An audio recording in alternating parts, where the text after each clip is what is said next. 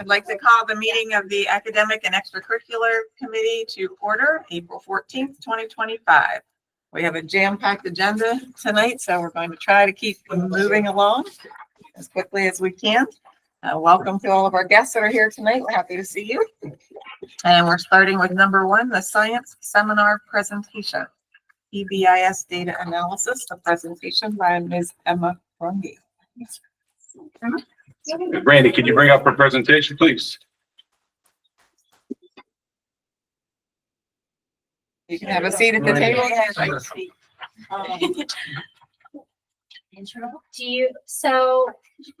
name is Jamie Evans, and I'm one of the science seminar sponsors, along with Emily Hickson and Mike Lehman. We also have Lillian Stevens here, who's our president, and Avery Edmonds here too, who brought a poster along as well. And each year, our science seminar students do independent research projects where they can pick any topic in science of their choosing, and they do this research outside of their schoolwork. And we find that it's really important I want to kind of showcase what their skill set is and what they accomplished throughout the year in terms of work that they do on their own with our guidance that doesn't count for a grade at all, and then they go on and do these competitions, and they put an extensive amount of work into it. And we talk about trying to get them funded for different things, and so we kind of just wanted to showcase what they do. And we're kind of double dipping here because PBIS is our positive behavior intervention and supports that we've implemented at the senior high over the past 2 years. And Emma is one of our highlighted feature, wonderful student team members. I adore her. She does such a great job helping me out. And she does a great job, and she wanted to do her project on how effective PBIS was. So we felt like this was a good double dip to say, hey, look at all this work she put in terms of science. And in addition, look at what the data is showing how PBIS is positively affecting the high school setting. And as you probably know already, we did get tier 1 status last year. And so we've worked really hard at that. And Emma does a really good job explaining all of the statistics and the ODR data. So, and this would be an example of a presentation she would give at Pennsylvania Junior Academy of Science. So when we go to states in May, she will be giving this presentation. Okay, without further ado, Emma, take it away. So, hi, my name is Emma Runge. I'm in 11th grade, and I'm in my 3rd year of science seminar and my 2nd year of being on the PBIS student team. And this year, I wanted my project to be if PBIS is effective in our high school. Just say slide whenever you want to Okay, slide. slide, please. Thank you. So, why is this project important to me? So, I'm a high school student, and I'm also on the PBIS student team. And one of our initiatives is to help create videos and lesson plans to help promote PBIS at our high school.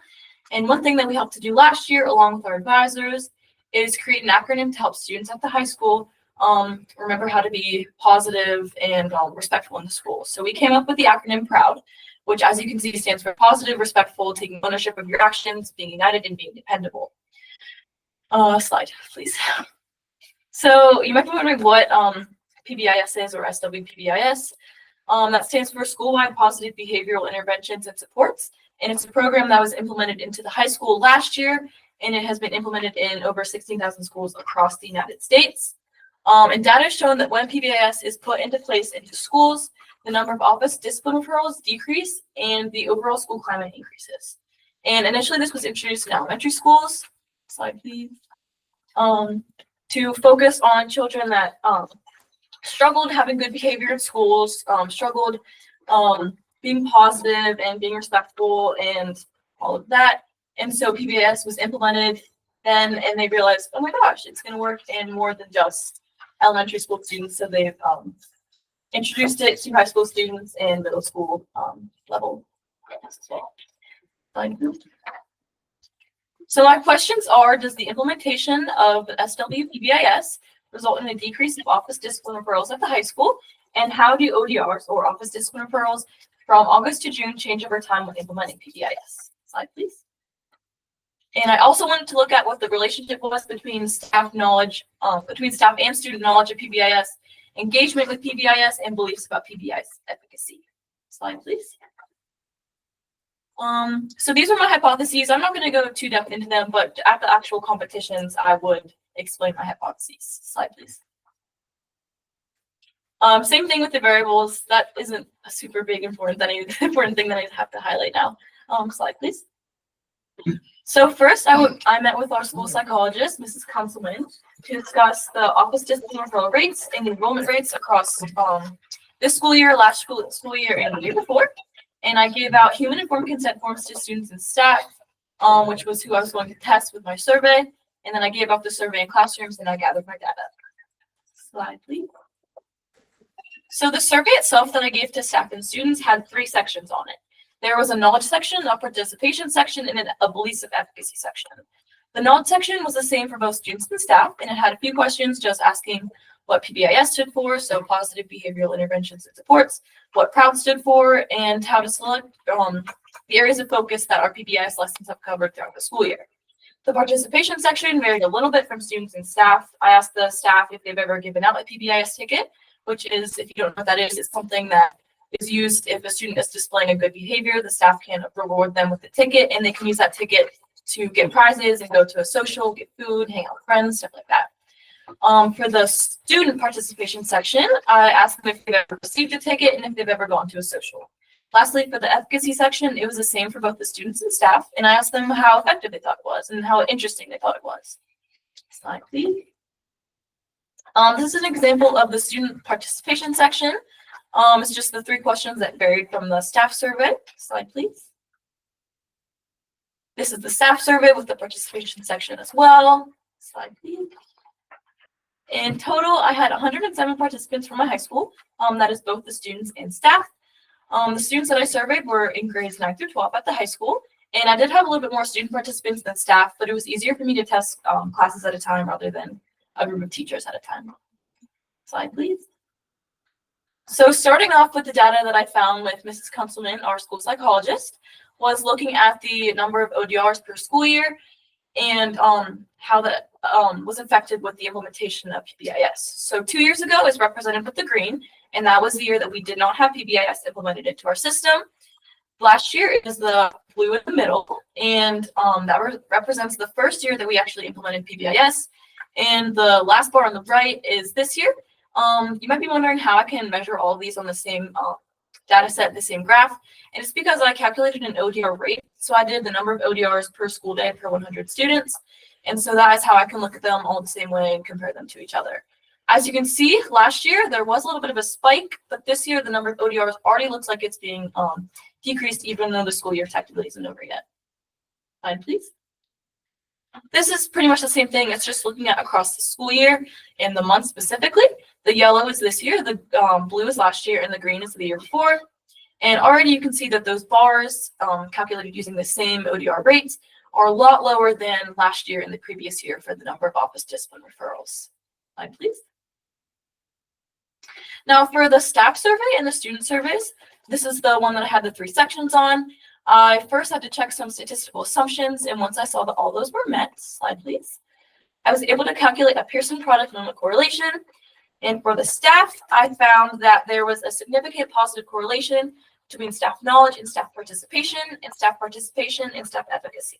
What this means is that if the staff person scored higher on the knowledge section, so they knew more about PBIS, that means that they participated more in the PBIS program. And vice versa, as well as if they participated more in the PBIS program, they thought it was more effective. If they didn't participate as much, they didn't think it was as effective. Slide, please. For the student survey results, I checked those same statistical assumptions, and once all those were met, slide please, I was able to calculate that same correlation. And from that, I found that with the students, there was only a significant correlation where the p-value was less than 0.01, with the participation results and the efficacy results. So as a student participated more, they believed that it was more effective and vice versa. Slide, please. So in conclusion, I found that the ODRs increased the year without PBIS and last year, and they actually decreased this year. Now I can attribute that to because of last year was our first year implementing the program. Teachers were required to submit every incidence of a certain behavior that they saw. So unlike the year before where they may have given a student a warning for a certain behavior, last year they actually had to submit it to the office. I also found that ODRs decreased across the school year last year and the year before, but they increased this year. But I think I can attribute that to the breaks that we've gone on, and this year isn't completely finished yet. So we're gonna have some more data soon. Slide, please. I also found that there's a moderate relationship between the staff participation and knowledge and participation and efficacy, and there's no relationship between the other two variables. Slide, please. And I found that there's a moderate relationship between students' participation and efficacy, and there's no relationship between students' knowledge and participation and efficacy. Slide, please. Here are a few possible errors. I would normally read this during the regional or state competition, but I don't think I have to today. Slide, please. Same thing with this. One thing I do want to note is that I really want to try to extend this project into the younger ages, so perhaps the middle school and the elementary school, to see how they're implementing PBIS and if it's working in their school systems too. Slide, please.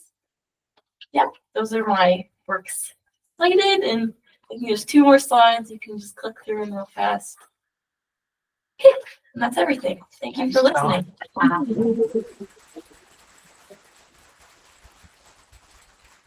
Very impressive. Yeah. Very impressive. You have your dissertation done, right? They're calling you Dr. Rundy here. I don't think your dad can quit smiling. For her sponsor, wait, what? And it's Emma's birthday today. Happy birthday. 17, right? Yeah, 17. Happy birthday. Thank you. And I want to thank Emma for saving Sean, Tara, and I a lot of work doing this study. Yeah, do you need a job by chance? No, but it's and you know, Emma obviously did a great job. It's impressive to see the science seminar, the work that they do with this. What was your grade in this? No grade. No grade, Yeah. right? It wasn't for credit. Wow. It wasn't for class. It was just because the love of research that the teachers have instilled in them. And this is just one example. I mean, there's another example over there. Avery's work with the black cap chickadees. You know, and there's dozens more. 36 students, I believe, participated this year, which has exploded from a few years ago.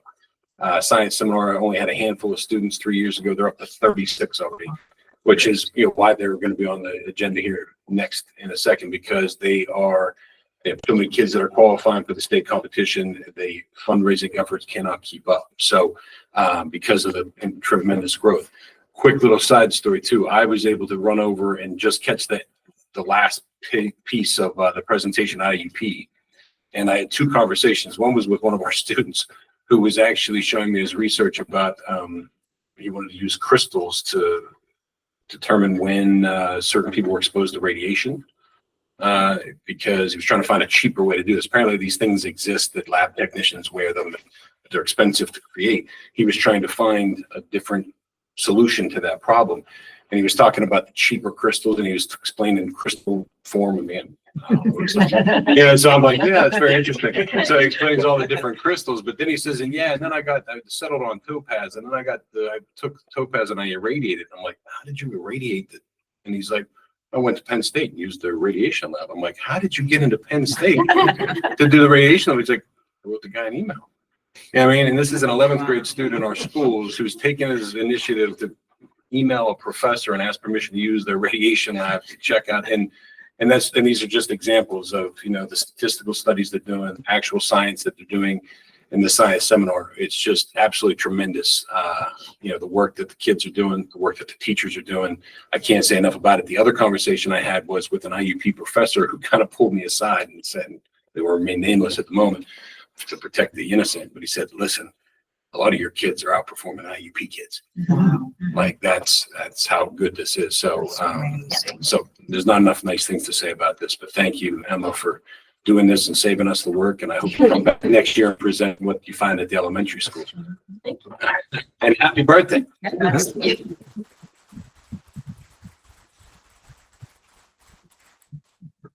Will the poster stay here so that we can look at it? Yes. Okay, And great. we also brought Emma's poster, so that you can kind Okay. of see what her when you put it out on the poster looks like versus what her slides show.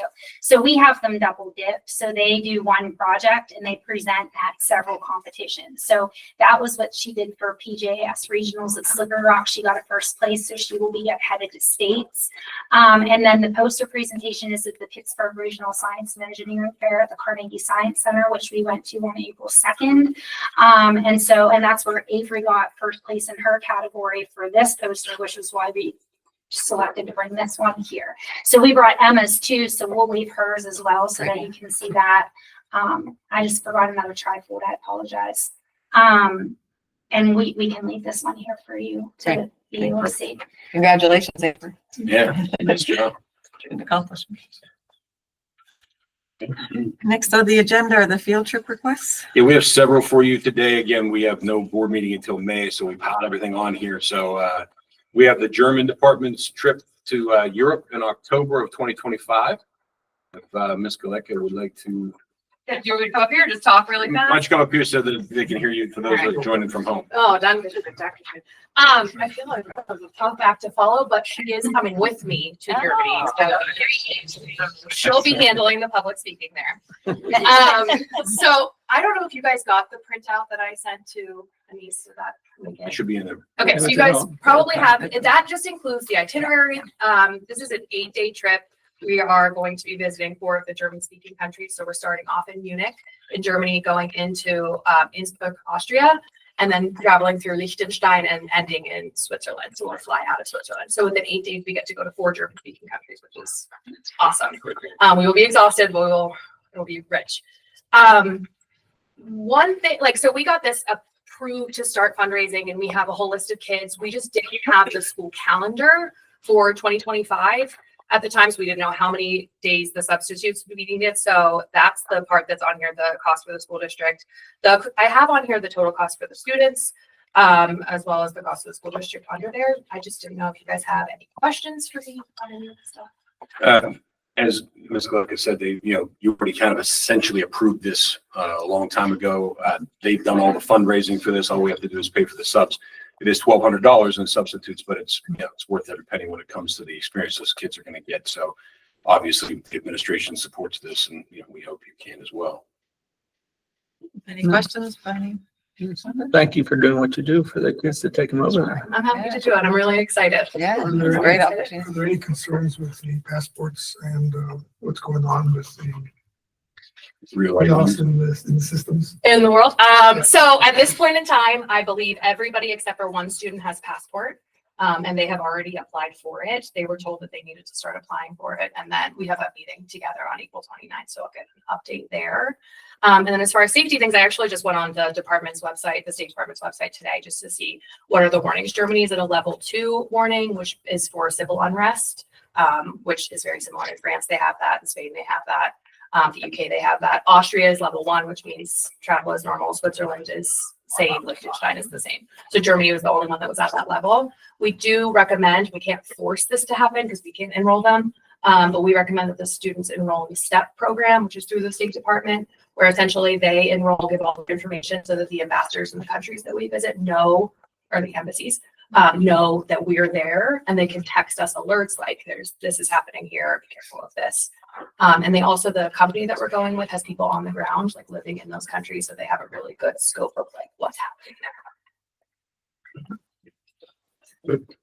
Excellent. Thank you. Thank you. Thank you. Appreciate it. The second field trip that we're asking for you to consider tonight is, in fact, the Science Seminars trip to State College in May. In May.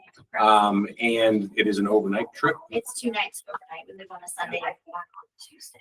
Correct. And so if you guys want to, maybe one of you come up and give a quick 2-minute synopsis of what this is about. Have I not done enough for it? Come up too. Yeah.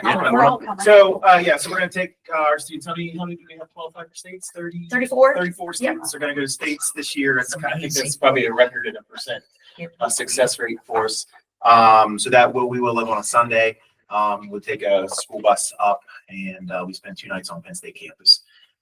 Monday, when we get there, they'll do all the presentations.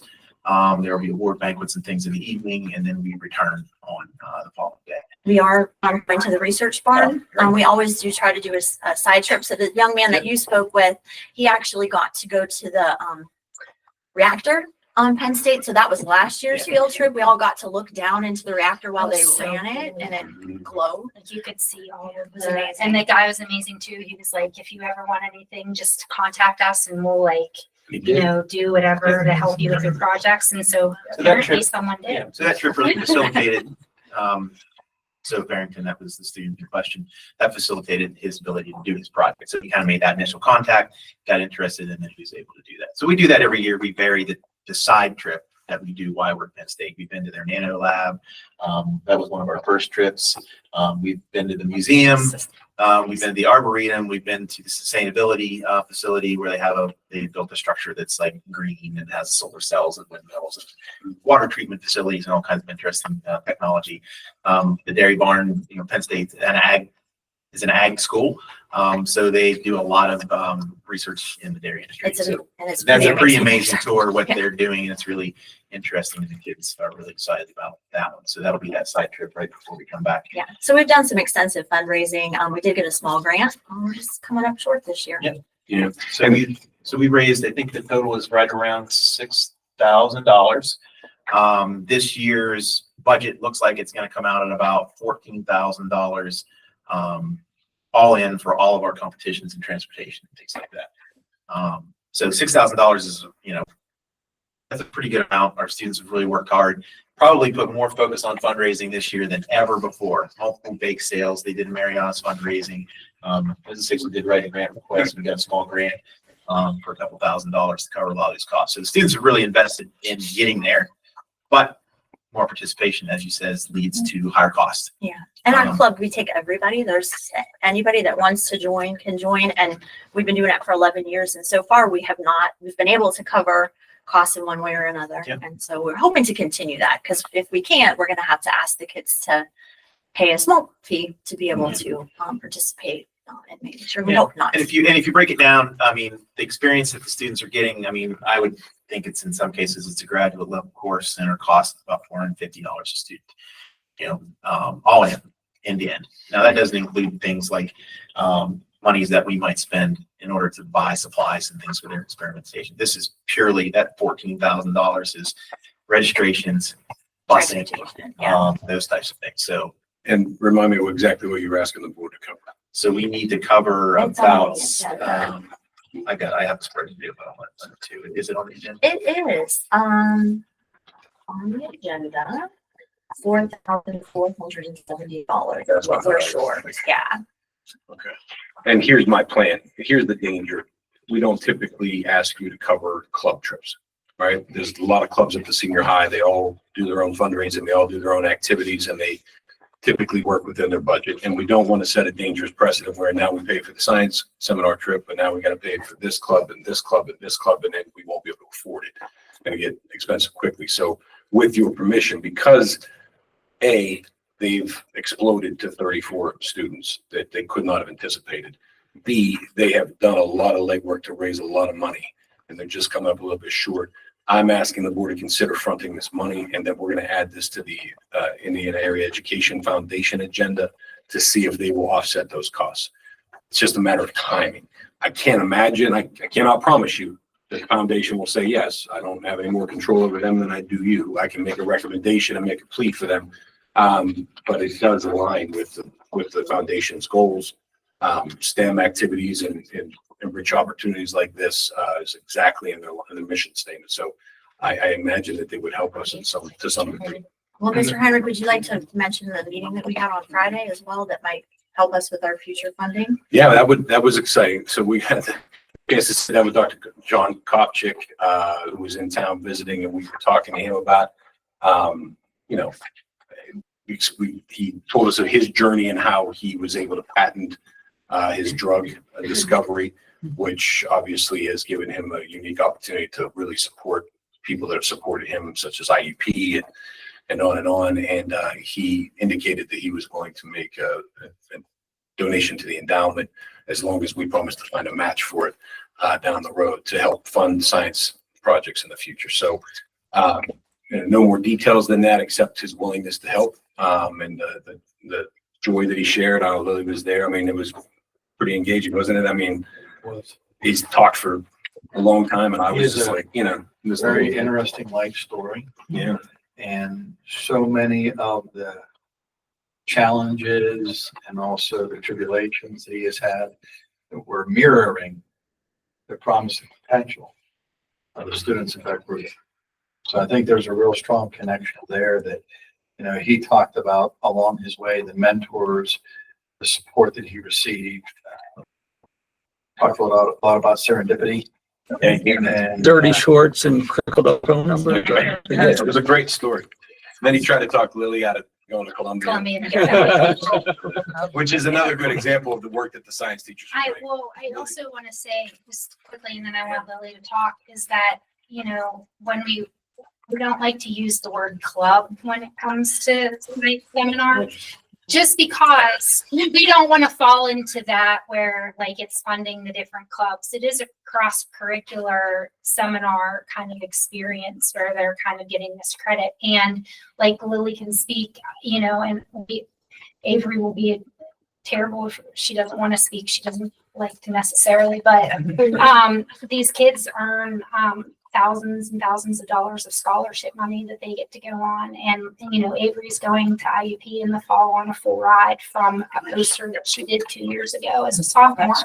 And Lily is going to be in, I'm going to let Lillian talk to herself, but, you know, she's attending Columbia starting this fall. So you want to talk just a minute about your research? Yeah, of course. I actually got the chance to use IUP's research lab, and I'm working with Dr. Major. And I'm working with gene therapy and how it might be used to treat sleep-related neurological disorders. And I was actually able to submit my research abstract on my application to Columbia. And the professor I'm working with at IUP wrote one of my supplemental letters of recommendation. So I think it's definitely a major factor in why I even have the chance to go starting next fall. Congratulations. Yeah, absolutely. Yeah, one of the things that we're seeing with universities in general is that acceptance rates are going down. And it's because applications at the higher level universities are going up. And the distinguishing factor is that students, you know, every student that applies to Columbia is 4.0, great SATs, you know, plays the cello, whatever, right? Sure. What they don't have is that research component. And a lot of times, you know, if you the more articles you read, the more you start looking at it and it starts hitting your feed, that research component is really critical to students getting the opportunities to go to those types of schools. You know, and even, you know, Pitt was named one of the new Ivies just a month ago or so. It's like, so it's that idea is trickling down into schools that, you know, they're talking about schools used to be safe schools for students and they're not anymore because their acceptance rates are going down because more and more students are getting into these higher level public supported schools. So research is a critical component. And so, you know, we like to think that this is giving some of these kids just that little extra edge. You know, they're already awesome. How can they get that edge on the competition? So Thank you very much for all that you do for our students. Thank you. We appreciate it. Thank you. Anybody else have any questions, comments? Good luck. Thank All you. right. Thank you. Thank you. Dr. Reed, item C is the senior class trip. We have to pay for the subs. It's something we do every year, and obviously we support that. And item D is the life skills annual trip. They're going to Erie. They also are covering a great deal of their costs already. We're going to see if they can even cover more, given the situation, but they are also asking for approximately $4,000 for transportation for those students. So, but that is a curricular trip. So, any questions about those? Don't see any. Ms. Cunningham, if you want to join us up here, you're more than welcome. You know, by all means. Number 3, summer DE. Driver's Ed program for the past few years, we have provided an opportunity for students that couldn't fit driver's ed into their normal schedule during the day to take driver's ed in the summer. Randy, could you pull up that very brief presentation? Last year, we limited it to 30 students. no more than 30 students and no more than 210 hours was allowed. Last year, the cost of driver's ed in the summer came into $15,220 to $15,247.54. This is one of those things where it's a kind of a torn situation because we want to provide this opportunity for our students. We think it's very important. We also understand that we're in a situation where our budget is tight, probably a euphemism. So, it's one of those things where we provide it during the regular school year. There are other means. However, we did want to bring it to the board's attention. Could you go to the next slide, please, Randy? The highlights here are, they take, Mr. Wojtush has done a great job. He took the work that we did in the classroom and turned it into an online course that they don't really get anything more than an hour to check the students' work in the summertime. But the students do 30 hours of online instruction through the Google Classroom, and then they spend 6 hours in the car with the teachers. There are 4 teachers who have helped provide this, so they divvy up the work a little bit to make it more, easier for students to schedule, and they try to get done in the first half of the summer. So they've averaged about 20 students over the past 2 summers. And they are charging a $200 fee or $50 fee for students that are free reduced lunch. But that number that I shared with you is after the money that we got back from the students. So it's about $15,000 to offer this learning opportunity. Obviously, it's great for the families and and the students. They get that discount, but we understand those times we're in. So we just wanted to open it up and field any questions you may have about driver's ed in summer. And Is this something we budgeted for, Jared? Part of it would be covered in the current budget, and then there is money put into the budget for next year for it as well.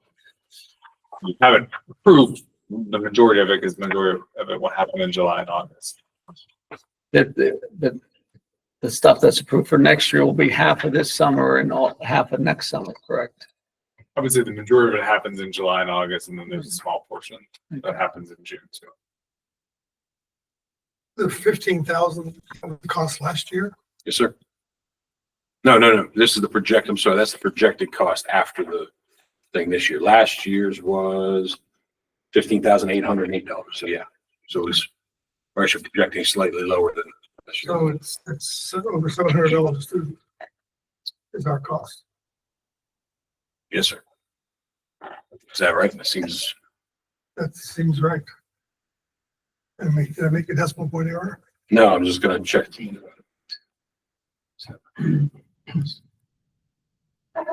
Yeah, it's $750 per student, that averaging 20 students. That seems pretty dear per cost per student. Yes, sir. That's after they take in the fees. That's correct.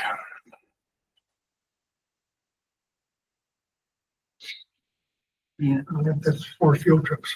It is, but that was, if I remember correctly, when we talked about this before, students had trouble getting in during the school year. Is that correct? Because of their schedules and the schedules of the teachers? That is correct. And we fixed a lot of that problem now with the online piece, and we budget a lot of the supplemental. We budget a lot of supplemental driver's ed to do the work outside already. This would be for those students, the schedules were just too full to the point where they just couldn't swing it this school year. So it is, If we don't do it, what other options do our students have? unfortunately, the problem is that it's kind of a timely thing, right? My driver's license is coming up. I need to learn in that small window to get the insurance discount. So the clock is ticking. Unfortunately, if we say no to this, there's a group of students who will have to either go to a driving school in town, or they'll have to get an app through their insurance company to do a similar thing. A lot of the insurance companies now offer an app that you can run as a parent while they're driving, and they still qualify for discounts, but that's what they'd be left to. Don't get me wrong, I'm in favor of the safety that the kids learn by driving with these teachers. That human contact is really important. And all three of my kids benefited from it. Discounts aside, they're safer drivers because of it. But at $750, it kind of makes you slow. What does that do to the schedule next year for kids? I mean, that means they would have to find, I mean, if there's something that we don't offer, do the kids gonna have to find? Because I know that's one of the things that's, Yeah, we don't offer driver's ed during the school day. We would have to find a way to want it. Take it after school. They can do the online portion. They could do the online portion on the school day, like, yes, but the driving in the car would have to occur after school. Which could conflict with athletics or band or the Thus, other. yeah, why they're requesting for the summer is because they don't have the time. Otherwise, Yeah, when we looked at this last year, we also didn't have enough slots for us. Got brand new drivers. There were short slots. So even if everything was perfect, you couldn't fit them in. If they take driver's ed courses by a private place here in town, it's like $200 a lesson. I'm sorry. $200 a lesson if they go to one of the offerings in town. That's $200 for me to get my 30 hours. No. No, No, $200 a lesson. A lesson, a A session. lesson. You mean every, And the lessons are 2 hours. so basically it's gonna cost $200 each time. You have to go 15 Each time times. you have to go out. 15 times. Yes. Wow. so it's gonna cost $3,000 to take a private test. No, they don't have to go 15 times. They have to go out 3 times for their driving, but I don't know what they charge for the in-class portion. Oh, I don't know. That's just the driving part. And the driving part would be $200 for 2 hours. So it'd be And that was last year's price. I don't know what it is now. $600 plus whatever the, Yeah, we So had this, we we had don't- the same conversation last year because I looked on my text message. Yeah, I text Jack to see what we pay for Ben and it was $200 for 2 hours. and you And we're don't have grandparents, so to, we can afford it. Yeah. if you want to think about it, you want to go through the budget presentation next week, and then before you finally, we can push this off until May. There's not, but we would have to know by May to start registering the kids. I'm fine with it. I'm fine with it too. I mean, it's gonna be the board's vote, but as far as 2 people in the committee, I don't know what Tom Paul, are thinks. you good with? I'm staring at this deficit. And, this is not going to cure anything. So, I'm fine on one hand and wish that it was cheaper on the other hand. But we did it last year. Yeah. For the same price, basically. Right, Yeah, That's it's- this year. And it's actually projected to be a few dollars less than last year. Right. So it's a bargain, Tom. Yeah, I mean, let's put it on the agenda. Discussion at the board level. Is it on the agenda tonight? I believe so. Gosh, it's been a long time. I know. I said it yesterday, I but keep getting into agendas and stuff. No, it isn't. Well, it's not It's not on the not agenda? on our committee. Anyway. Okay, Okay, then I must have punted it until the 9th anyway. we have time to think about it. Yeah, so, and I think that's probably prudent. Let's take the time and look at it, and we can schedule it in May, and we'll make sure it's on the May agenda. And I'll mention it on the committee report tonight so that the Sure. rest of the board then can think about They it. know that Oh, the and committee I- recommends it, and they can think about it. Right, and I'll take that back. It's 3-hour lessons for $200. Okay. It's still so Still expensive. $400. Yeah, if our students are only paying 200 for all of How them. many Yeah. lessons? Exactly. How many lessons do they do? Just the one? I don't know. I don't They have remember. just They 6 have to have hours. 6 right? hours, So- and if they're 2 hours plus, then it's probably 3 times, Oh, no, 2 times and it's 3 hours. or 2 at 3. It's a nice service for the students. Mhm. It is, and the bad thing is that the kids get hurt if we say no to the students who come from That's it. lower socioeconomic groups. Right. Because Because they can pay $50 and get versus $400 That's plus whatever nice. they charge for that. So it's not an easy decision either way, but think about it, and we can bring it back for the meeting before May, talk about it then. Number 4 is the combat bots. You have a packet in front of you that looks like this. This is the curriculum map that is Mr. Stance and Mr. Wren put together for the new class at the senior high school that they are going to begin this coming year. Obviously, the board approves all curriculum. Again, I don't have this on tonight either because I want to give you time to look through it. If you have any questions, concerns, you can reach out to me or Sean, and we can dig in and find you the answer. So it's really all there is to say about that, unless anybody has any specific questions. A lot of this is driven by a packaged deal. The league that they're going to join drives a lot of this instruction. So way it's kind of a canned curriculum, so to speak, but it's been very successful. So the only question I have, Rob, is this GPA 4.5. What does that mean, or what's the impact? I think that's the weighting that they're saying. I think they're saying that because it's such a hands-on class, it's so involved that they're recommending that it gets a 0.5 weight. Is that Okay. so? It's a little bit more advanced You class. don't have to have a 4.5. No, sir. No, sir. It's open to all. It's open to all. Okay, that was my. Okay, sir. Okay. Great, number 5, I'm excited about this one. Yeah, this should be another quick one. We were very happy that the JOC voted last meeting to approve the Rising Educator Program as an approved zip code with the state. What that means is that students from across the county could be coming to our school as early as this fall to take this Rising Educator course that can earn them certification from the state saying that they're ready, but more importantly, articulation agreements to several different universities, depending on their choice.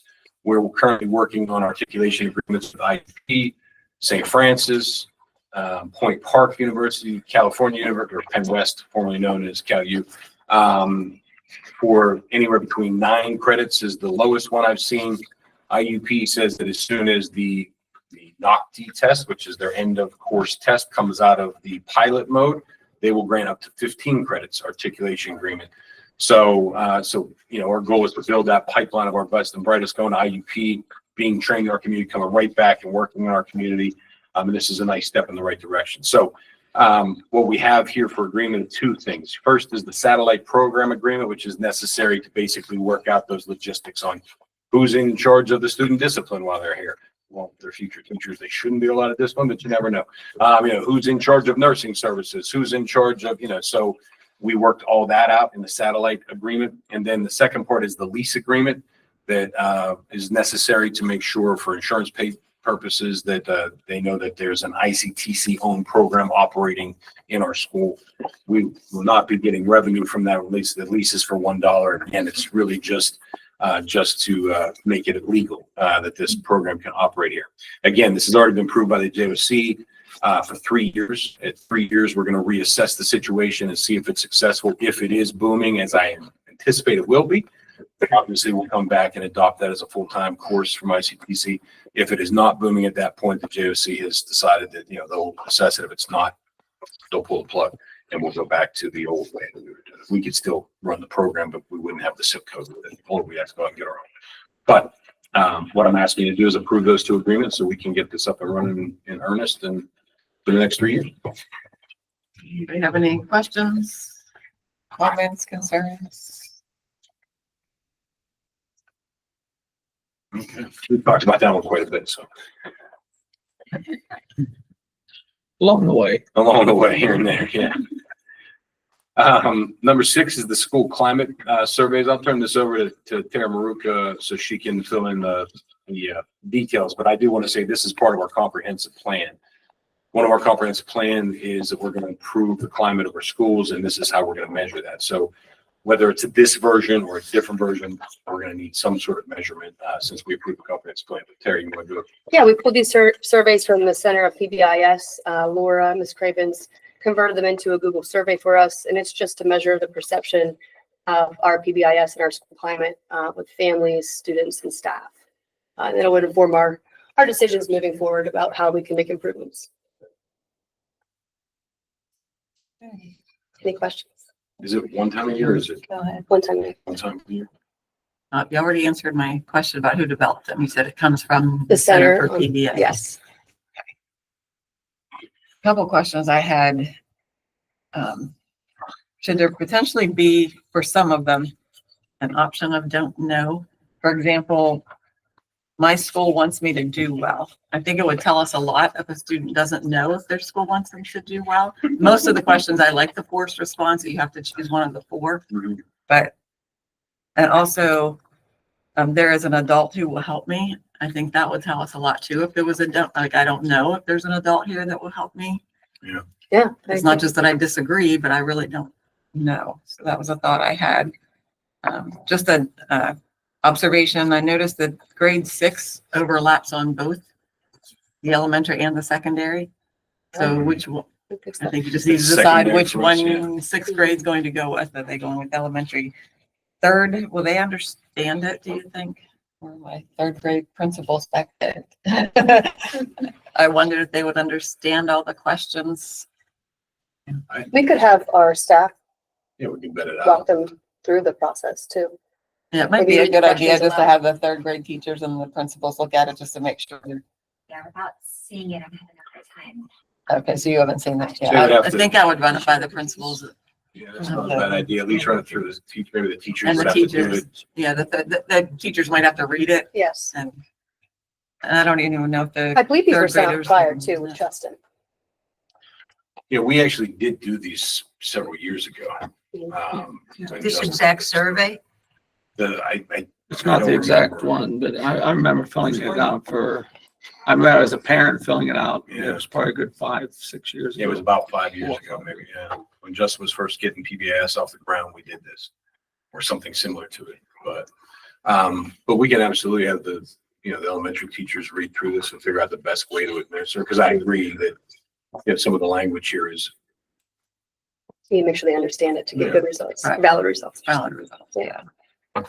Yeah, on the secondary students, I feel connected to others.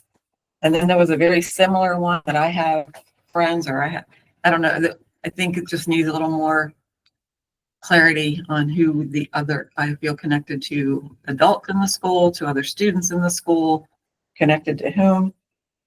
That was secondary, you said? Yeah. Okay. And also the secondary one, number 17 and 18. All students are treated fairly by adults, and teachers treat all students fairly. I think there needs to be clarity between those two also. What's the difference between the two? Pulled it off the, Secondary, number 26. And you can have my notes here if you can read my Yeah, scribble. that'd be great. I was gonna take them when I ran out of time, but, secondary students, number 26, I'm open toward different opinions and perspectives. Different from whom? I am open to opinions and perspectives that are different from my own. Is that what it's a fair they're question. asking? there's what they're What's asking, the difference? Just to but it clarify. needs clarity. And we have a spelling issue on the personnel one with administrator. Right. Gee. Number 12 on the support, on the personnel one. I feel supported by other teachers. What if the person's not a teacher? Because then does this go to custodians, secretaries? Is it all staff?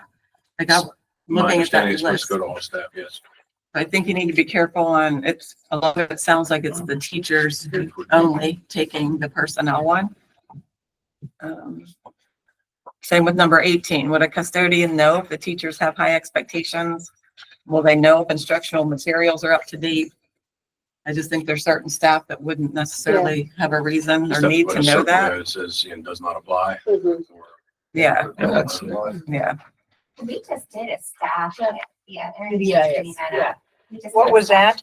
Through the IU, every year, if we keep our banner status and stuff, the staff has to do a PBIS survey where they rate the program and do those kinds of things. So we already have we just finished it actually for the IU, so we'll be getting the results probably in the Did that next go month to, or so. students and parents as well? No, just the Okay. staff.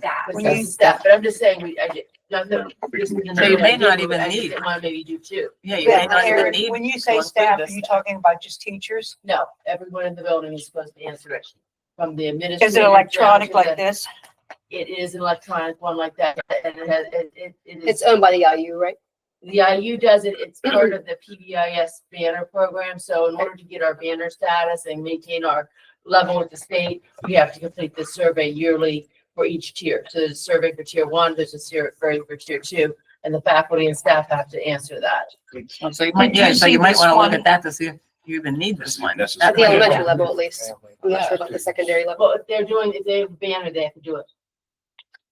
In order to keep your No banner, matter you what have to do building, this. So whatever all the building. buildings that participate in Teachers, PBIS have staff. to do. Yes. I'm sorry. You have to have an Students. 80% Yeah, completion and rate you have to have, for Teachers. yes, you have to have an 80% completion. So yeah, it almost seems redundant. to I do would it. be curious to see how it compares to this one. Yeah, I would like to see it. Questions might be different. If those are questions about the way PBIS is being implemented in your building, that sounds like it may be different. And Yeah, but we don't want to ask the Questions are teachers to about- do another. We can at least one. compare Yeah. the two surveys and figure out. That's if what we're I gonna would be do. I retired. think, Yeah. I think there's I think some that's overlap, really- and some, I think the one for the IU goes beyond these kinds of. When you get those questions. results or the survey, can you share it with me? I can show you mine next time, they're on my desk, next time you come over, I can show you what they. Thank give you. us. And you will get the results just for our school, I our give them, like, district. each building principal gets them for their building. Good, good. So I don't know what Kelly says, Kelly doesn't know what mine says, but we can obviously share them, that's not fair.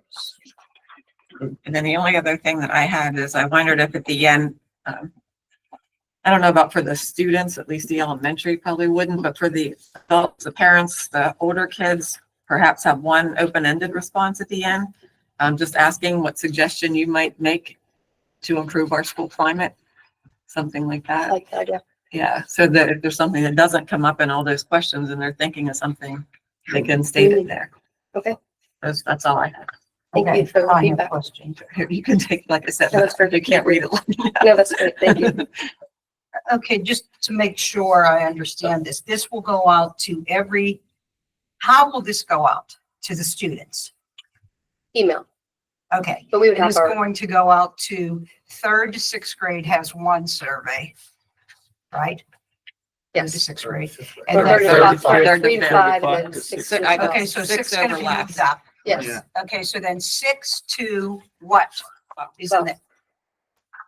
Okay, then my next question is, will you get parent permission for this? Yes. Will you get parent permission? should And get will the parent parents permission. get to see it?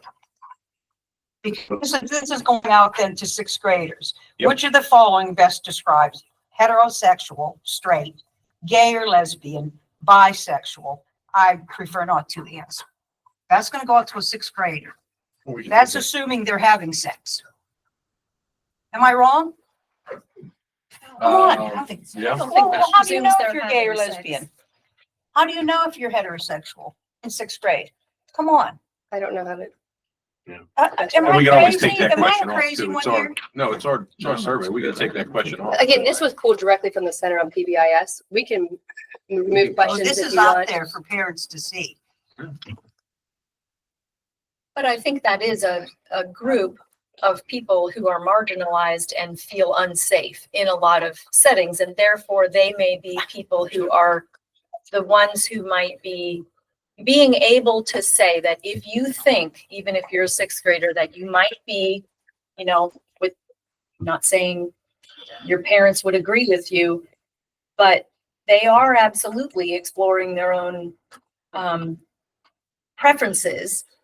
And if you align in one of those categories, then if you're answering questions that you're not feeling safe in certain environments, I think that's a piece of data that the district needs to understand. Oh, Because well, those then, are the okay, people who Lisa, are feeling that's fine unsafe. for 11th and 12th graders, but 6th graders, please. But that's when I think it's But developmentally if you're gay appropriate. or lesbian, that means you're in a relationship and No, you're it not. really you are doesn't. It that. means that you're having feelings about other people. Oh I my think heavens, people and how does explore- this align with our plan? How does How that do you question improve align? climate if you don't know if Well, there are we can certain have the open-ended people question. who are feeling unsafe? Open-ended question. I think that no matter what we do, maybe we need, I mean, if that stays in there, we need to send it to parents beforehand and send them the actual survey and let them know what's going to be happening. And if they don't want to participate in it, They don't have to. We could also just remove the Yeah, question you need entirely. permission slips if you're asking stuff like that to sixth And I graders. think we have to get our counselors involved and even our psychologists. Well, what are they gonna do with Well, the survey? No, just, I mean, go review the survey questions and feel if they, I mean, do they feel it's adequate at that grade? I mean, I mean, I must be insane. no, there's some, I mean, I have a son in sixth grade and I think some of those questions, I don't know, as a parent, if I would, Do they even know respond what to- that means? Well, you know, your son might say, well, I'm like, hey, does he really know what that means? And then what's the survey going out to six? How can we have the same survey for a sixth grader and a 12th grader who's, many of them are adults. That's fair. Many of them are 18 years old. We can use the elementary. Yeah. Let's Up do to- elementary case. Up to whatever you 6. want. And, you know, I don't want to, this is just my opinion. Maybe. If I put some of those questions out to some of the parents I know and they thought I was crazy. Here, your sixth grader's gonna answer this question. But I guess our goal was just if there are students that are identifying as those things that are struggling, we want to know about it so we can help them. Well, why don't you put that in the right in the last writing question then? They can answer that in the writing question. I mean, I'm not dictating any of this, okay? But if you have that question on there, I won't support it. Absolutely, But yeah. it can still We be don't wanna supported upset by the anybody. board. But Well, I have grandkids that age. so I have, my third grader, second grader was coming home asking me questions about this. The kids are talking about it, whether the adults are or not. Well, So, adults shouldn't be. I'm just For one saying, thing in third grade. they are, well, when my kid asks me questions, I absolutely answer them. If he's talking about something and doesn't know what it means, I'm explaining to Right, him, and well, look who that's you are, what this type of means. parent you are. Yes, I okay? realize that. I realize that. But kids are talking about a lot of topics that, I'd rather them be coming and talking to me, right? And saying, this is what kids are saying at school. Right. But the only way you can slice and dice the data set is if you don't know that the child, I think questions about having special needs could be useful. Questions about, right? Anyone who is in the position to potentially feel unsafe at school, or those are the fragile or vulnerable groups that we want this data in order to explore how to best improve their educational experience and make sure they do feel safe at school, because we know darn well that people, kids who don't feel safe at school do not learn as well. So And that might even be a spot where you could put an open-ended question underneath. If somebody disagrees or strongly disagrees about feeling safe, they might be okay with addressing why, what has made you feel unsafe, or, what fears do you have, or what's, or something make like an that, open-ended that then question they that could. says your gender, and you just have them fill it in. Or is there another way to ask the question, something about specifically, do you feel safe with the other groups in your class, or something like that, without necessarily addressing the sexual aspect of the Specifics. question, but it's, do you feel safe in all the other groups in your class? Maybe there, and I'm not saying that's the right question. I'm suggesting that maybe there's a way to ask them about, to Lisa's point, how they're feeling about, but asking more of a specific question, but not necessarily about a particular area. Maybe there's a way to do that. Absolutely. And we can make some changes and bring it back to you. Yeah. And I also, I think the third graders would be confused by some of those questions. You're saying the teachers could help them, that's fine. But these are surveys that the students should be able to fill out on their own. Mhm. That's just another thing. Plus, the whole idea is to measure growth on our comprehensive plan, right? Yeah, it's So actually by you- strengthening PBIS implementation in every school and ensuring that all staff receive annual training and best practices in PBIS will increase the percentage of students reporting a positive school climate and a sense of belonging by 20%, as made evident by our annual school climate survey. So it doesn't necessarily have to be this exact survey. We just have to have some sort of measurement of how well, how do you feel from school? Do you feel safe? Do you feel engaged? Do you feel like you belong? So We could create Well, our as own long as they're entirely. li- I would just use center on As long as it PBIS. aligns with our There are a lot of good comprehensive plan, questions on because there. I think, I just think there's and some that are- can you take these questions and actually align them with our comprehensive plan? The answer is yes. You know, I'm one person. So No, I'm but you bring up just good telling points, you. you bring up valid concerns. I mean, we don't want this to turn into a point of. Firestorm. Can we Yeah. kind of pick Yeah. and choose? I mean, see what questions we feel are appropriate, then we can always add additional questions. I would also possibly recommend a pilot. Mm-hmm. Get a handful of students, a handful of parents, a handful. Give the permission though, Oh, definitely. because that one I sent out to some parents and here's their responses are like, what the heck? You know, that's what they're thinking. What are they gonna understand? The parents are gonna understand. Why do you want to know this about my child?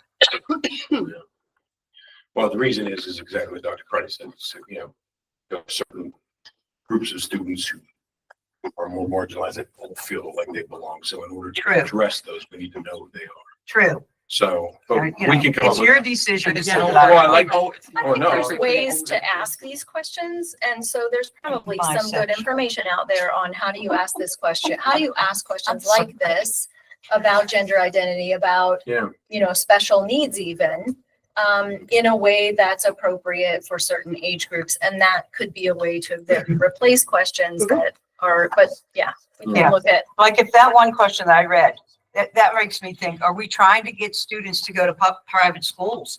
Because some of these parents are gonna look at this and say, that's what they're teaching my kid. Well, it's a fair point.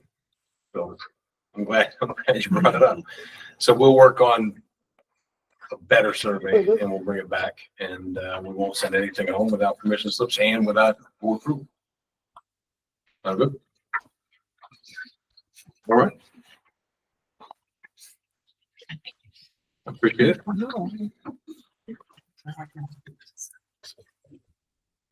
Number 7, Dr. Reed, should be relatively quick.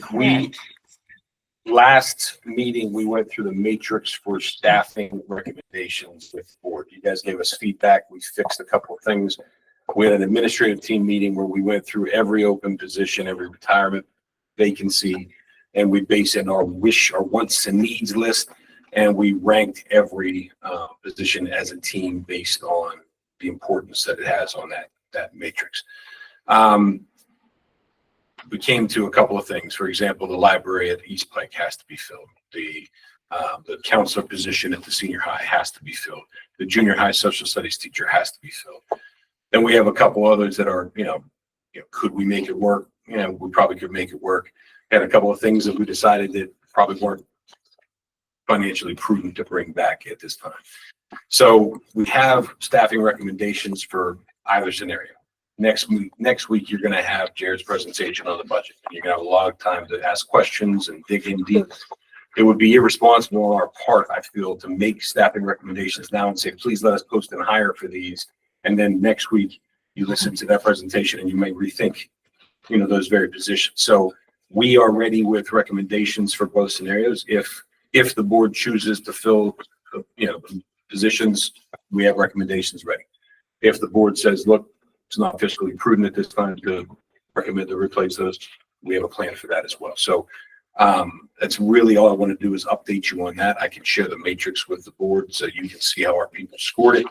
But based on, those criteria that we put, the impact on curriculum programs, the impact on the number of students it impacts, the, whatever the other criteria were, the entire team got a chance to score those, and it came out that those positions were important. It also came out that emotional support services were very, very important. And we talked about that in previous meetings. However, Sean and Tara are working on a creative solution to that, we may have a win-win there. And we're not exactly ready to bring that forward, but we might be able to, skin that cat a different way, so to speak. But again, I think as far as this item is concerned, I did want you to know that we had moved forward on it. We're ready on either decision. However, I think it's wiser to wait until after the meeting to make a decision. I will say that we do have to make a decision like the first meeting in May, because already if we don't make a decision, the earliest we could post is May 14th or something like that. And that puts our administrative team into June for hiring. So The earlier we can hire, the better in that situation. What did, you said libraries, social studies, and what was the third one? Counseling position at Counseling. senior high is absolutely necessary regardless of those things. And we probably should put those on to get permission to post and hire. We can post those if you'd like, and then we always have to bring back permission to hire those later if you wanted. I think that should be done because there's school districts, already interviewing They're for next interviewing year. right now. So they're accepting applications anyway. So if we know we're bringing those back regardless, we could post those, advertise them, and then we'll bring them back for hiring, at that point. But the other positions, we have to look at some of the numbers. We want to bring those numbers to you, but again, it really depends on which way the board wants to go. Okay. Questions? Thank you. Next is dual enrollment. Yeah, the dual enrollment discussion, it was brought forward by a couple different people that there's concerns rising at the high school that the dual enrollment program, although well-intended and a good opportunity for our students, is causing negative outcomes on the senior high. Students are out of the building for long periods of time. They don't feel so engaged to the senior high school, and the senior high school is, experiencing their loss, right? Because a lot of our best and brightest are out of enrollment when they're not in clubs or activities. So it was brought up, could we discuss this at this meeting and look at the different aspects of this situation? So I would turn it over to the board members and the committee members to lead that discussion. One of the things that was brought up though was GPA and QPA. And there's a concern that certain students are using the dual enrollment opportunity to kind of play the system and, use that as a way to increase their QPA and class rank. And I can't say that there's not students that aren't smart enough to do that. I'm going to tell you there probably are a few students that are smart enough to play that system. I don't know that there's an easy fix to that. Mr. Johnson's actually leading a team at the senior high to look into our QPA and class rank. We have a bunch of teachers and that are on that committee and looking at different models to see what the solution is. He's going to present probably in May. But GPA and class rank is one concern. Now, I will say that the law says if you give them dual enrollment, they get the same rating. They get the same weighting as AP classes in your high school. So if we're going to offer it, we don't have any wiggle room there. It's a mandate, right? So we have to follow that one. But Who's that a mandate? the state of Pennsylvania, Oh, PDE. PDE says, look, if you offer it, if you take a class at a college, it gets the same weighting as an AP class in your district. When did that change? Yeah. 2 years ago, maybe. Yeah. So when my son took, It's more recent than that. yes, I'm sure of that.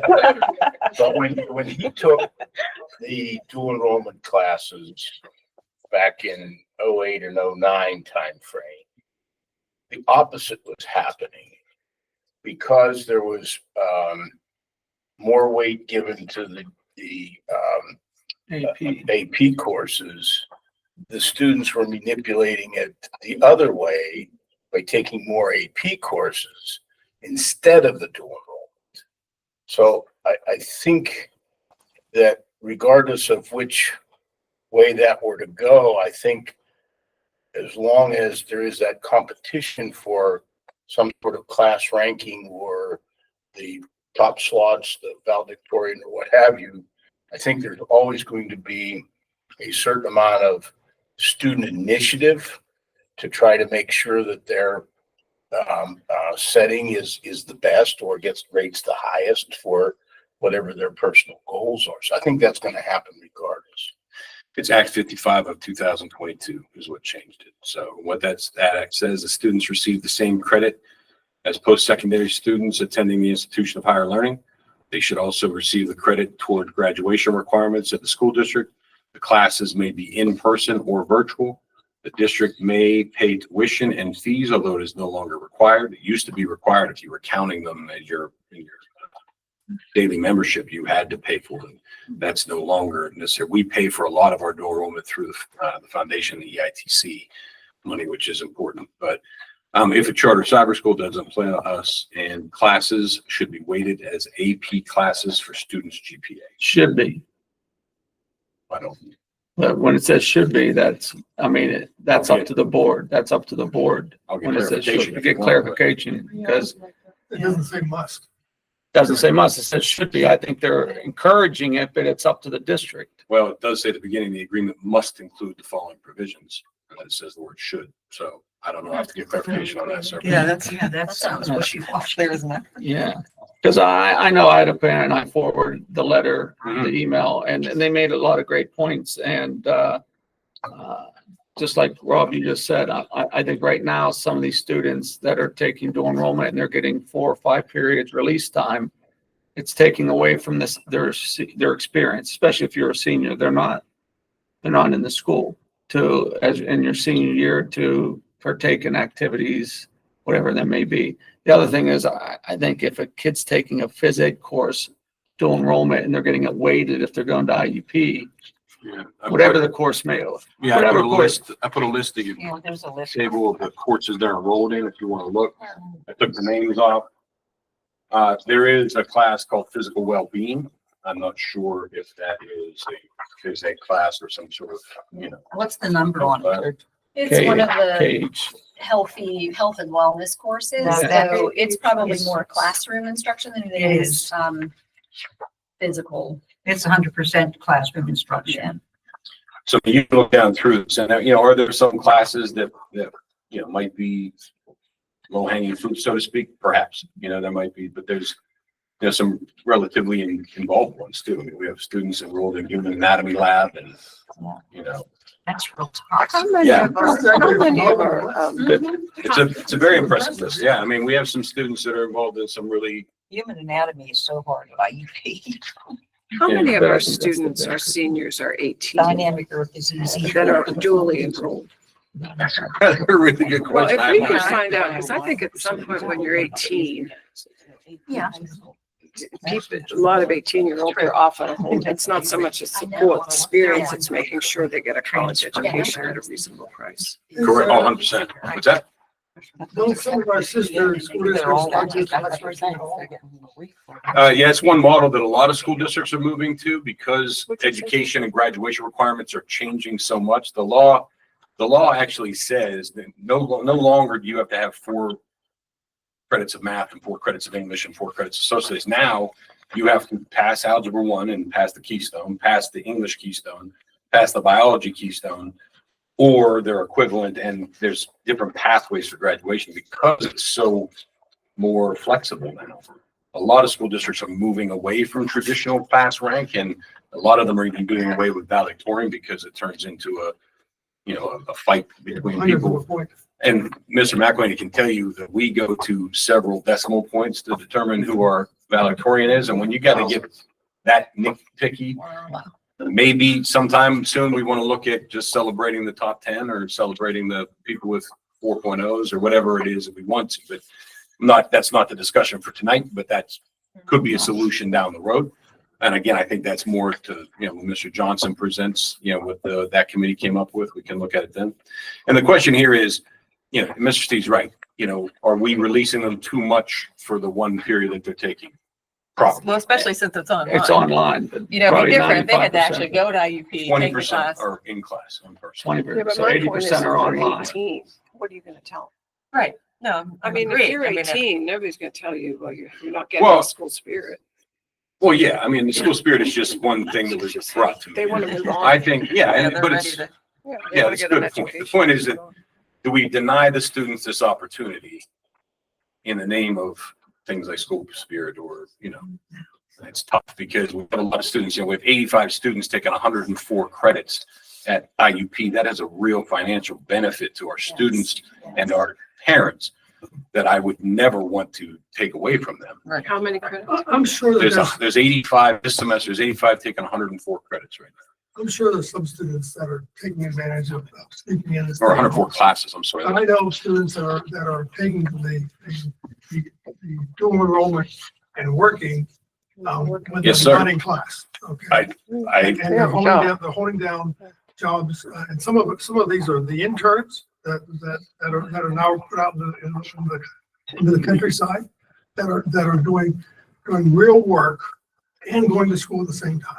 Yeah. And I don't disagree. I think we need more accountability over the program.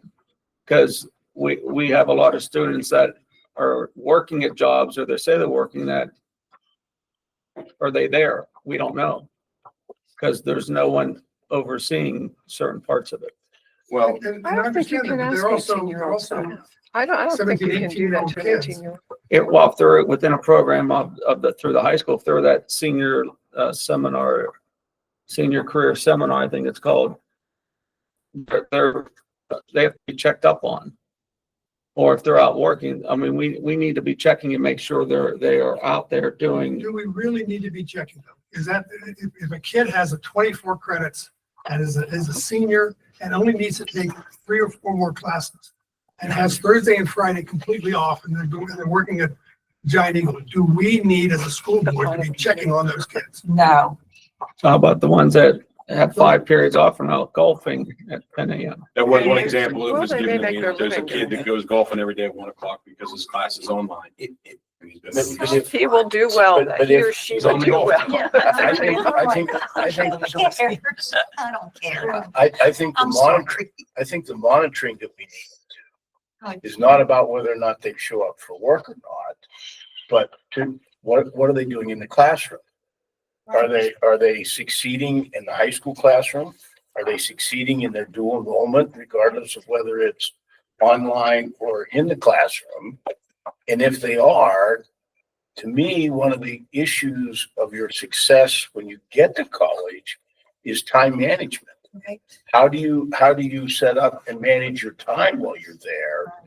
And if the kid wants to go golfing Yeah. at 1 o'clock in the afternoon and stay up till 2 o'clock in the morning to do his online classwork, that's just part of the college experience. Why would we? But if they don't have a job, they get 5 periods, say 4 periods or 5 periods, they don't have any work study for an online course. Yeah, we actually talked about that. We think that 5 periods for one online course might be too much, and we're actually reining some of that in this next year. Kids You will be know, disappointed. well, they might be. How are you gonna rein it in? Well, instead of releasing them for 5 periods, we might do 3 or 4 for one online course. We're trying to make it more comparable to think, because we do, one of the conversations I had with the teacher was, we want to educate them more, not less, correct? I agree with that, right? We want to take advantage of the opportunity, but so releasing them for 5 periods for one online class is probably too much. But making them come to class and come to school when they could be out working. Right. You know, there's 2 or 3 girls that sit and stay that wait on me every morning when I go down there that are going to sit and stay. Then they go to class, then they go to their extracurricular activities, then they do their IUP work. I don't want to deny them that opportunity. No, but are they under the senior career No, seminar? No, they're working. They're choosing to work while they, instead of go to their IUP. And I understand that, but at one time, all those kids that went out to work, they were checked, there was a teacher at the high school, at least checked up on them, and they, with the bosses too, just to make sure they're doing it. Just like if you're doing an internship, you're going out and you're being checked on, it's just not a free-for-all. I did Yeah, that I one think time, and some all I of had them- to do is some I of them filled are out the working pay and and saving money for college. No, Yeah. but So they can go. but even if you have an internship, you're being checked up on in college. Yeah, we So- don't want to check up on those kids. They're having. So it's 5 periods because Their we have a grades, 10-period high school the grades, schedule, is that correct? Wade, the grades for most of these students probably are pretty good. Yeah, I don't really have as much an issue And of they have, and they have that to, as one, I and they do have to make. getting the AP They have to credit get for one some of these grade courses. in the college. Yeah, I mean, Well, Because I'm check sure and like see. Math 101, Okay. I'm sure that's much easier than any AP math class that you offer here in Indiana. That's I don't know, probably. So, not anymore. so It might have been Wade, when you were- I didn't take it. There are a couple of issues here. Look, when we started dual enrollment. Dual enrollment was meant for the students to go on campus. You get familiarized with the campus, the classroom, talking, meeting with professors, office hours. And yes, Mr. Stroh, time management, because they're going to be doing that in a very short amount of time. Then we saw as COVID came along, we saw our own institution, our own educational institution, as well as IUP, adapt. We saw online learning opportunities really expand. We went from usually having 24 to 30, to maybe as many 40 students doing dual enrollment. When the online opportunity came along, it became more convenient. They could do their learning asynchronously. We now have as many as 85 students now are doing it. It happened at a very quick pace. Yes. And we are reviewing everything. Because at the time, when the student had a course at IUP and attended in the classroom, they had 3 periods of, hey, you need a period to get over there, it's about a period of being in class, and a period to get over there. If they had 2 classes, it was 4 periods.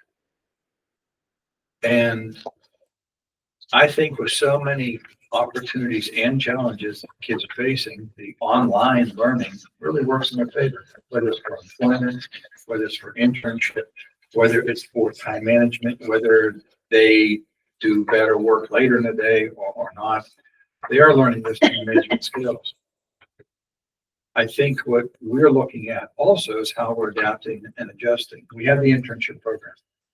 For those students who want to go out and do those types of activities, they're very focused on what they like. We also had a work release program where students go out and earn money, because not just earn money, but they are saving money so they can go to school. We also have the educational internships. So we're taking a look at all of these things and saying, okay, what is working and what needs to be adjusted? And that's part of the conversation. It's just that things are happening at a faster rate than we have adjusted.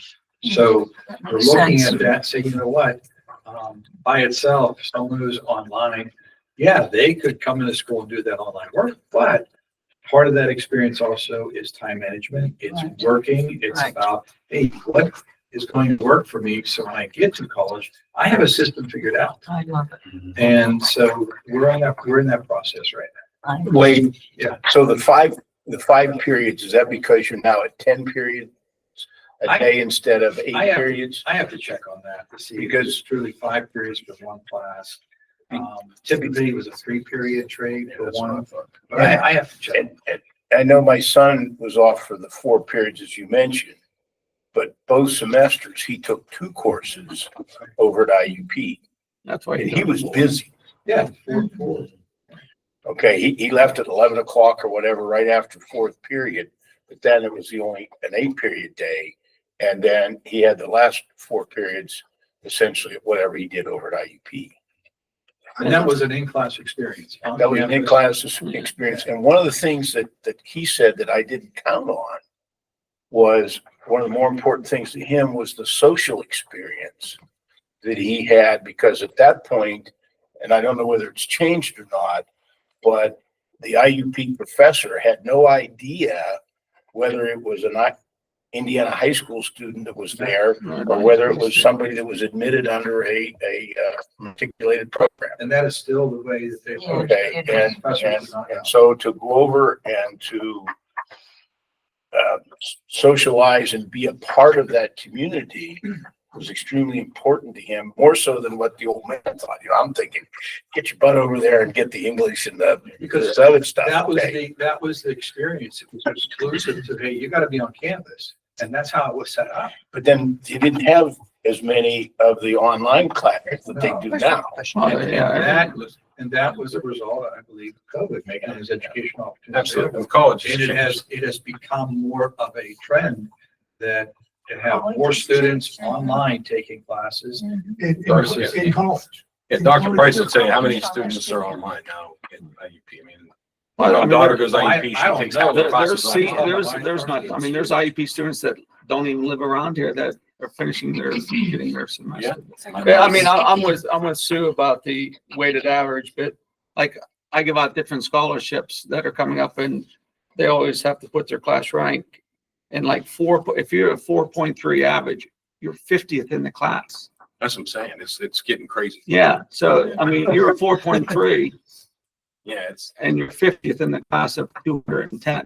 Yeah, it's, for 230, whatever this year's class is. So that, I mean, I'm with Sue. I think something, I'd like to get that clarified. Maybe yeah, I'll clarify the Ron, yeah. law and see if should means should or if must means must. Ron wasn't here when that.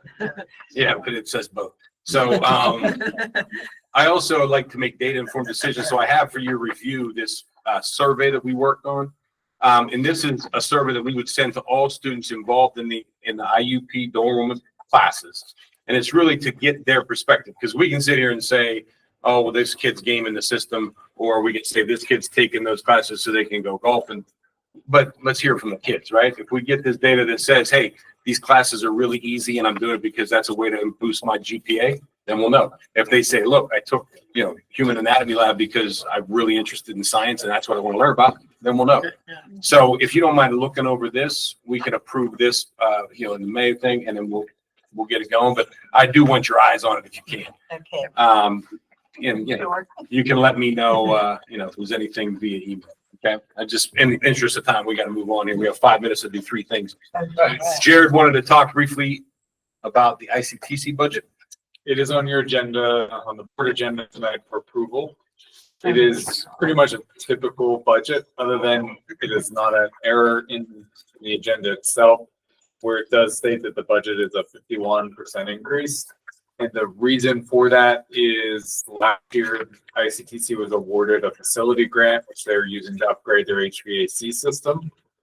And they have included not only the revenue, but the cost of that one-time grant in their general fund budget. So you're seeing this $2 or $3 million grant running through the general fund budget, which causes a significant increase in expenditures and revenues. That's why it's saying a 51% increase. It's not just because their overall costs have all gone up 51%. It's because that grant is being included in their 25-26 budget. So just 1 year. One proposed, it could carry over to 2 years, depending on the project itself, but. And Jared, part of that grant required a match. Could you briefly go over how the match is going to be handled with the ICTC? The match is coming from they've had fund balance, or they have reserved fund balance for capital projects, and that's where it's coming from. Okay, so the net impact, although it goes on paper, this 51%, the net impact to the school districts is still zero sum, right? It's, I think, It's not, yeah. for the individual districts, it's 3 or 4%, maybe. It's not zero, but it's nowhere near 51%. But the impact of the grant has no direct impact on the districts. So No, it's. Are you talking about the budgetary reserve? That can't be what you're talking about for the mat. Where are you pointing to the reserve that you're talking about? This capital project, or what are you calling it? For ICTC, Yeah, the match. they have, They're taking that fund balance. Oh, really? They're gonna put that And up? they're going to put up to whatever their fund balance could cover. So Yeah, at the end it's awkward. They're gonna put up their annual fund then for collateral. they're projected at the end of 24-25 to have a committed fund balance of $1.7 million So how for can they, capital projects or capital purchases.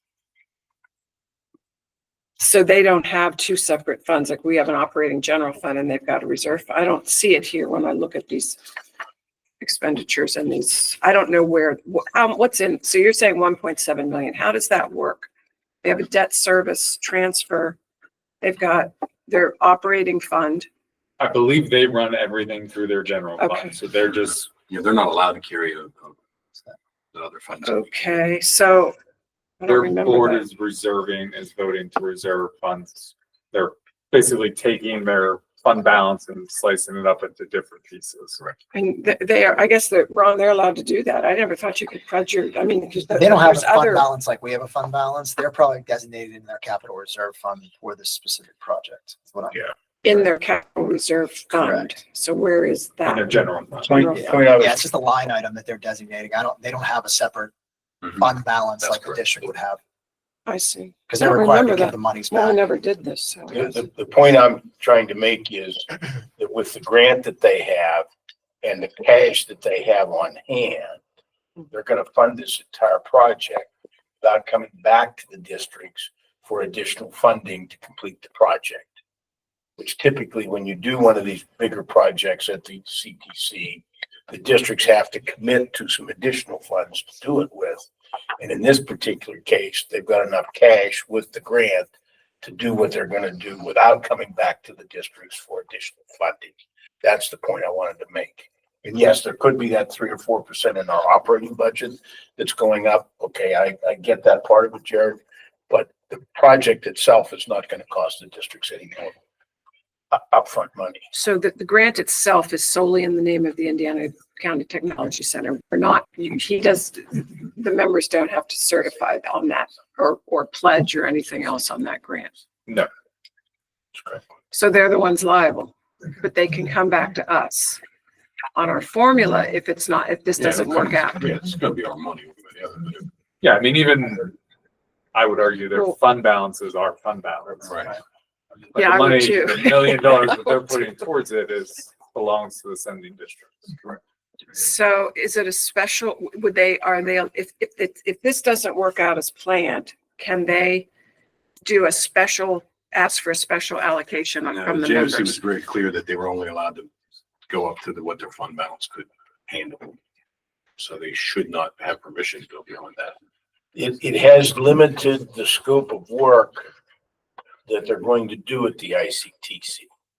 There's more work up there that they could be doing, and maybe I should use the word should be doing, but because they do not want to go back to the districts for any additional funding other than the cash reserves they have on hand and this grant, then they're going to stay within those parameters and only do that amount of work.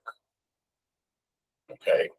And the issue there is that there are several districts that are absolutely adverse to borrowing any money to do any improvements up there. And that's the real issue. Since it takes a unanimous to float the bond up there, as long as one district says no, then that's the final deciding factor. So, and it's not necessarily the ones we're having a dispute with either. I'm just curious if all the ICTCs throughout the state do it that way, because you can't. I understand that districts objecting because they don't want to they don't want to post their money, but just curious. It just seems it's always been something that's, I think, held. There's usually 1 or 2 districts that never change their mind. That was my experience. And you get to the point where you can't improve it because one board has the power to hold up the majority. So I would think they could create a reserve fund or something to cover for that one district, because it does need improved. And it needs more than, what is this grant for, 3.7 million? It needs more than that. So what is the overall, again, increase from last year to this year?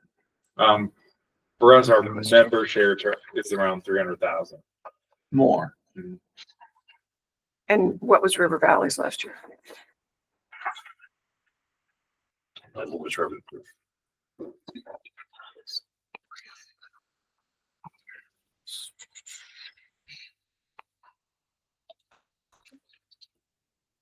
I didn't copy off the whole thing. It's probably back there in the notes, but I don't remember. So we're going up. What is the typical amount? If it's only usually 20, 30,000. Last year we were 1 million. You mean our allocation? No, The increase. the increase. Usually it's very minimal. Well, 1.350 million last year, but here they're having it under the, 20, yeah, 1.35 and 1.26. So the question is, because of the formula, I think the better question is, because of the formula, is it driven because their expenses have gone up? Or is it gone up because the number of students that we have has gone up? Because if we put more students there, then we will spend more money there. And that formula is, It's a 3-year average, right? It's a 3-year average. And it's 376,000 is member share for all districts. Indiana's share for next year is 88,000 increase. Additional 88, Yeah, not that's 300. I know, yeah, exactly. Three hundred, So- 376,000 for the entire. Our share, for our all share, but seven of it's us. up 88,000. It's still higher, but It's still it's, higher, it's but- within. Yeah, I agree with Walter's question. Do we have more student as part of it because we have Right. more students or? Has the Correct. enrollment And does everybody understand how that formula works? Because the formula is a two-part formula. One is based on your base population of your high school, and the other is based on the students that actually attend there. Isn't that correct, Jared? Yeah, I would say ours is pretty close. Our 24-25 average, 3-year average was 111. This year it's 110. Okay, So so our it's enrollment- less expenses then. Let's go. Yeah, our enrollment's pretty much the same. Now, our River Valley's on. high school actual, like in grades 10, 11, 12 of potential kids went from 694 3-year average down to 688. So that has decreased, which has kind of helped to minimize our overall increase. You know, like our overall increase next year is 88,000. Homer Centers is 92,000. So smaller district, but they're seeing a larger increase than we are because their enrollment in both their high school and average enrollment ICTC both went up. So they're seeing a bigger increase than we are just because of those numbers as well. And similarly, River Valley and, because I'm curious about how many students they've got. So River Valley in 25-26 is projected at 645,000. Last year they were at 665. I can't imagine that the year prior to that, it didn't sink. That's not a big difference. River Valley's 3-year average enrollment at ICTC in 24-25 was just over 70 kids. Next year, it's projected to be 54. Oh, that 3-year average. 3-year average. Yeah. I think they're sending That's 19 interesting. students next year. What's going on? We can't. Yeah, we're a little bit late, but Okay. I do have Mr. Johnson here to put some work on this expansion of the course selection for Ideal. Mr. Johnson, can you do it in 2 minutes or less? Oh. I can do my best, so I'll leave my work for everybody. There you go. Afterwards. Long story short, our Ideal program offers enough credits for students to be able to take 24 credits and graduate if they choose to be online. But I'd be happy to explain it another time, but I'm trying to make our program more competitive. We've had some teachers reach out with some opportunities for some new classes. I do believe that it can come at some additional costs, but I believe that it's very difficult to say because the reality is the cost is minimal. A lot of the classes you'll see on there are electives. What you'll note about our program now is that the students in our online program, they pretty much have to take all the electives that our online program currently has.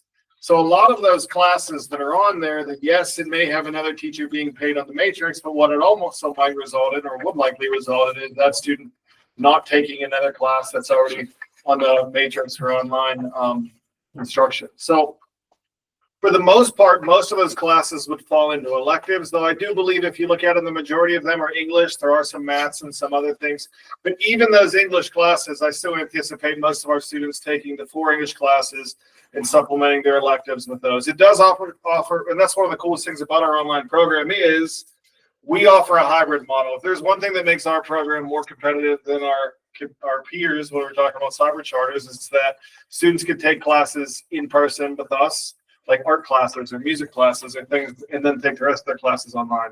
This opens up opportunities for kids to have more classes that they're interested in. I do have some numbers on there. You can see what it costs for an outside cyber charter. You know, you're looking at $17,000 and $36,000 for a special education or regular education student. I just had met with a student, and I don't always get this opportunity, but a student that had was transferring to a cyber charter agency, and they had point blank said there's more opportunities for electives. Try to become more competitive on that front. It could have an extra cost. The one in particular that I do, it's hard, and it's hard to give an exact number because it really is. Every year our numbers fluctuate. So I tried to give the best breakdown of what it costs. But like the SAT math class that was on there is one that I could see a companion course SAT verbal popping up at some point, but even probably more so, I think that's the type of class that even our in-person students might say, hey, I would like to take this SAT prep class. for all the right reasons. So that one could come with an extra cost, but even when you break that down, if there were 36 students that took that, I'd be very surprised if we had more than 36 students that took it. The cost would be somewhere between 1,500 and, and I'm kind of speaking off the top of my head at this point, 1,500 and 3,000 per quarter. Yeah, the 1,500 would be. Sorry, I went off script. Sorry. That's okay. Yeah, it would be per quarter, it'd be, between 1,500 and 3,000, and that's assuming we got that many kids. I would be surprised if we did. To be It quite also, honest. it also depends on how Mr. Johnson schedules these classes, because the teachers, it's more on the number of students than it is the number of classes that they teach. So adding the course itself is no guarantee that the cost is going to go up. Now, more students taking it, like that online SAT math, I can see a lot of students wanting to take that, and we would encourage them to take that, in preparation. So there could be a slight increase there, but, adding the courses is no guarantee of cost increase. One of the other benefits, Mr. Johnson and I were talking about, was this gives us as a district an opportunity to say to students who are already in cyber schools, hey, take another look at us. Because getting back a few of those would pay for this. Huge. So if you're a student at Penns Manor, you can't enroll in our ideal. Not currently. No. At this time, No. When do you think, have you ever thought about that? We talked a little bit about this. There's a lot of red tape we have to cut through and some things with it. It's not completely illegal, but it's not easy to do either. So I think one of the problems with it is that a lot of the schools have their own ideal program of something like this. The new paradigm. So the additional market that's out there is limited. Well, how many of our in-county districts have an ideal type program? I know for off the top of my head, United does for sure. United does for sure. Homer does. Homer does. I'm sure River Valley does. River Valley definitely Oh, does. yes. So the only ones I don't know about is Purchase Line and Penns Manor. Well, it's an opportunity, I think. So that's the new paradigm. Totally illegal. You can do it if it's only part. One of the things that's toughest about this too is, yes, there, slight cost here and there, but to the point of, it doesn't take many students staying in our district to where everything I just talked about pays for itself. And it's hard to exactly put that on paper, but I just going to take an opportunity and say, I think that there's minimal risk here with the additional costs that could potentially be incurred. And I think that the upside is actually quite tremendous. As you take a look, if, and I gave examples of what it would cost if all of our current online students were at an outside cyber charter, because if we didn't offer it at all, it would cost our district over $2 million in addition to what we're already paying. So trying to find ways to keep us more competitive. I think that because students can take things in person, we already have advantages that other cyber charters can't have, but I think this starts to cut into that too. Now you have to be a salesperson to get those people back.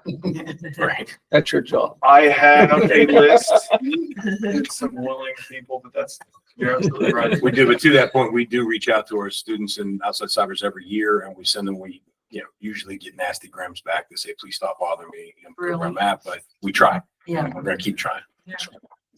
And so and this list could grow slightly, but that's where I'm at right now with the ones that were submitted to me. Wanted to have an opportunity to just explain why I'm looking into that and the upside. Thank you. Yeah, thank you, Doug. I appreciate the work. Yeah, absolutely. And Dan Roan is not here. Oh, Dan Roan's online. Dan. What's going on, everybody? How are you? Yeah, 30 seconds. Go. Yes, very simply just asking for 9 yeses for accepting of equipment donation for our fitness center. The equipment that is being donated will benefit not only our student athletes, but our student population who do physical education in the fitness center, along with our professionals who use it after school for a gym as well. Yeah. The equipment that you might be wondering what it is being donated is 4 new rubber platforms, 4 new benches, 20 slam balls, new storage units, 4 new bars, 30 new collars, and a whole bunch of kettlebells and bumper plates. And I want to thank Coach Zelenkus for doing some legwork here to hunt down this, there's none of the donor wants to remain anonymous, but it's, I know the coach was integral in getting this donor. So, thank you very much to him. And then, the other donation. Before he goes on, Dan, Yes, yes, sir. how does all this equipment fit into the fitness room? Perfectly, like a glove. They replace the stuff that's already there that's worn Yeah, out.